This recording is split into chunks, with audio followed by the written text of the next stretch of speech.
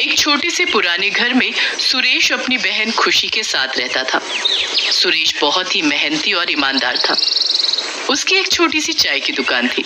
उसी दुकान में वो खूब मेहनत करता था ताकि वो अपनी बहन की शादी खूब धूमधाम से कर सके। भैया, आप रात दिन लगे रहते हो दुकान में, अपनी सेहत का बिल्कुल भी ध्यान नहीं रखते। कम से कम टाइम से खाना तो खा लिया करो। अरे पगली, मेरी थकान और भूख प्यास तो तुझे देखते ही गायब हो जाती है। बस एक तमन्ना है, तेरी शादी किसी अच्छे घर में करूं और बड़े धूमधाम से करूं। वहाँ मेरी बहन रानी बनकर रहे। यहाँ इस घर में तुझे मिला ही क्या है? इस घर में मुझे अपने भैया का प्यार मिला है, जो मेरे लिए बहुत कीमती है। अगले दिन खुशी को लड़के वाले देखने आते हैं। उन्हें खुशी पसंद भी आ जाती है, पर लड़के की माँ सुरेश को एक ओर ले जाती है और बोलती है, देखो, हमें तुम्हारी बहन पसंद है, पर हमारी एक शर्त है, तभी हम बात आगे बढ़ाएंगे। आपकी हर शर्त मुझे मंजूर है। बस आप मेरी बहन को अपने घर की बहू बना लीजिए। शर्त तो सुन लो पहले। शादी के दिन मुझे एक सूटकेस भरकर पैसा चाहिए, बिल्कुल भरा होना चाहिए, जरा भी खाली ना हो। और शादी के बाद जब तुम्हारी बहन पग फेरे के लिए हमारे घर आएगी तो उसे सोने के साथ लाद कर ही भेजना उसके ससुराल। बताओ, अब शर्त मंजूर है? कजरी की शर्त सुनकर सुरेश सोच में पड़ जाता है। हे भगवान, अब मैं क्या करूं? ये तो दहेज में इतना सब मांग रहे हैं। इतना अच्छा घर और इतना अच्छा रिश्ता मैं हाथ से जाने नहीं दे सकता। अभी तो मैं हाँ बोल देता हूँ, बाद में आधा आधा करके सब चुका दूंगा। पर मुझे ये बात खुशी से छुपा कर रखनी होगी। अगर उसे इस बारे में जरा भी पता चला तो वो ये शादी कभी नहीं करेगी। सुरेश कजरी को सब देने के लिए हाँ बोल देता है। अपनी बहन को सुरेश हंसी खुशी विदा कर देता है। 2 दिन बाद राखी है और उसी दिन खुशी पग फेरे के लिए घर भी आएगी। उसे देने के लिए मेरे पास अब कुछ नहीं बचा। ऐसा करता हूँ, मैं ये घर बेच देता हूँ। अगर कुछ कम पड़ा तो दुकान भी बेच दूंगा। सुरेश घर दुकान बेच देता है और खुद सड़क पर आ जाता है। अब उसके पास रहने के लिए कोई ठिकाना नहीं था। सुरेश हंसी खुशी हाथों में गहनों की पोटली लिए घर की ओर निकल पड़ा, पर रास्ते में एक कार उसे टक्कर मारकर चली जाती है, जिसमें सुरेश की मौत हो जाती है। ये तो कोई चोर मालूम पड़ता है। सही कहा। देखो ना, उसके पास कितने सोने के गहने हैं जो वहाँ पड़े हैं। चोर को उसके किए की सजा खुद ही मिल गई। अरे भैया, हमें पुलिस को इसके बारे में बताना चाहिए। हाँ। थोड़ी ही देर में वहाँ पुलिस आ जाती है और वहाँ पड़े सुरेश को अपने साथ उठाकर ले जाती है। सुरेश मर तो गया था, पर वो मरने के बाद भूत बन गया था।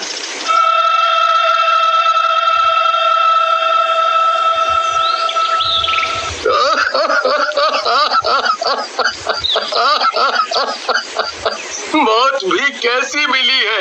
मेरा यहाँ घर मकान सब खत्म हो गया और लोगों ने मुझे मरते ही क्या नाम दिया, एक चोर का। ये तो ऊपर वाला ही जानता है कि मैं चोर हूँ या नहीं। काश मरने से पहले एक बार अपनी बहन से मिल लिया होता, उससे राखी बंधवा ली होती। आज के दिन मेरी ये कलाई सूनी रह गई। वहाँ खुशी अपने भाई के घर पहुँचती है। भैया कहाँ हो आप?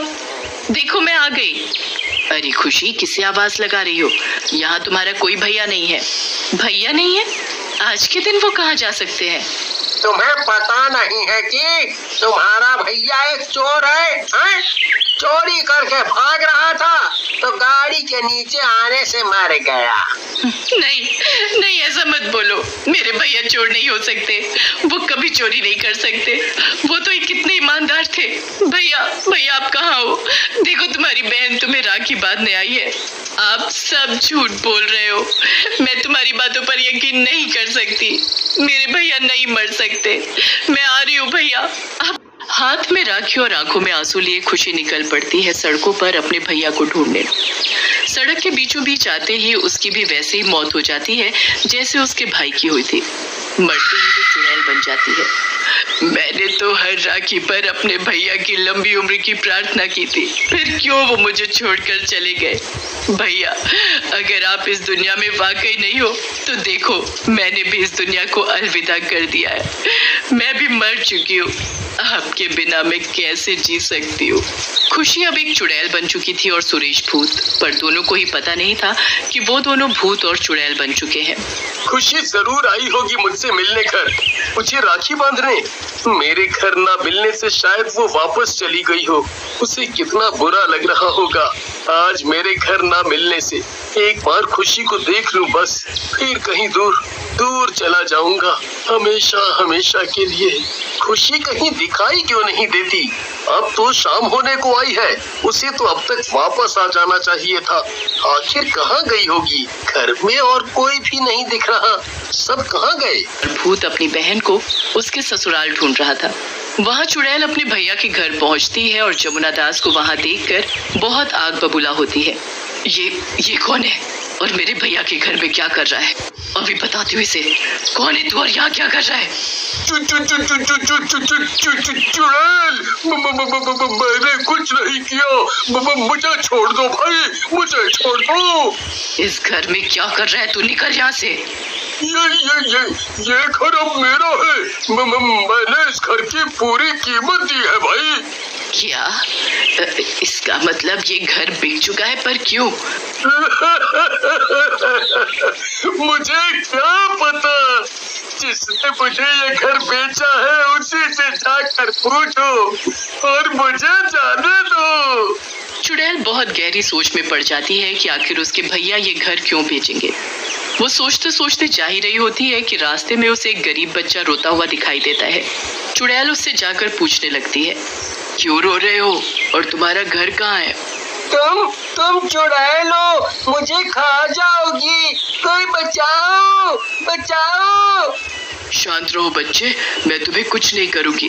कुछ नहीं करोगी? मुझे खाओगी तो नहीं? पक्का नहीं खाऊंगी।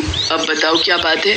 आज राखी है, मैं हमेशा पैसे जोड़कर अपनी बहन के लिए उपहार लाता हूँ, पर इस बार मैं भूल गया और अब मेरे पास मेरी बहन को राखी बधाई देने के लिए कुछ नहीं है।